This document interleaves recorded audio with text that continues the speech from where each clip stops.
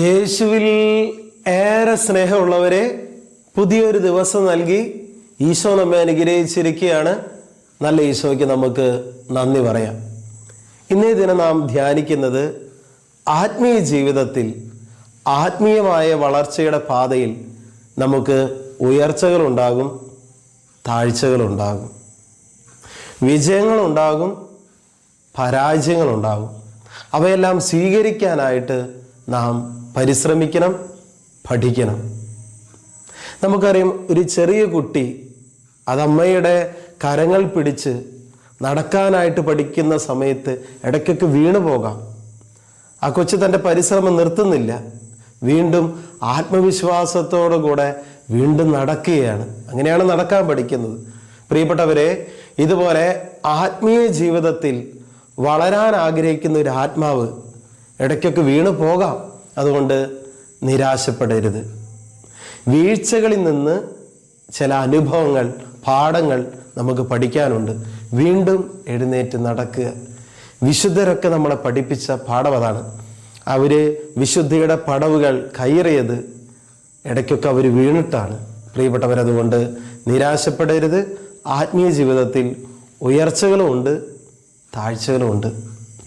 ഏശയ്യാ പ്രവാചകന്റെ പുസ്തകം 40-ാം അധ്യായം 29-ാം തിരുവചനത്തിൽ നമ്മൾ കാണും, തളർന്നവന് അവിടുന്ന് ബലം നൽകുന്നു, ദുർബലന് അവിടുന്ന് ശക്തി നൽകുന്നു.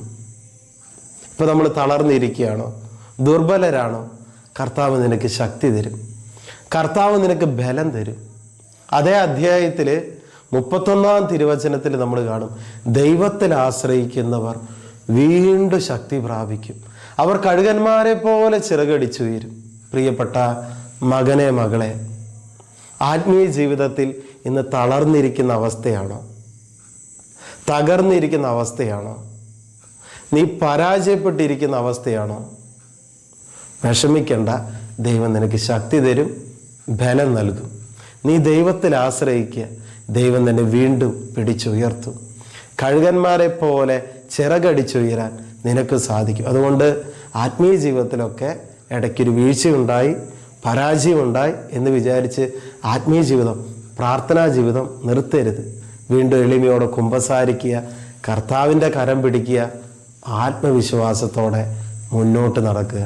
കൃപയ്ക്ക് വേണ്ടി പ്രാർത്ഥിക്കുക. നല്ല ഈശോയെ, ഈ സന്ദേശം കേട്ടുകൊണ്ടിരിക്കുന്ന ഓരോ മക്കളെയും ആശീർവദിച്ച് അനുഗ്രഹിക്കണമേ. പ്രത്യേകിച്ച് ആത്മീയ ജീവിതത്തിൽ പരാജയപ്പെട്ടു തളർന്നിരിക്കണമെന്ന് തോന്നുന്ന മക്കളെ സമർപ്പിച്ച് പ്രാർത്ഥിക്കുന്നു.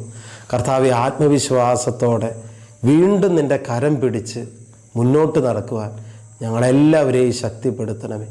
യേശുവിൻ്റെ അധികാരമുള്ള നാമത്തിൽ അതിനായി ഇവരെ ഞാൻ ആശീർവദിച്ച് അനുഗ്രഹിക്കുന്നു, ഇപ്പോഴും എപ്പോഴും എന്നേക്കും. ആമേൻ.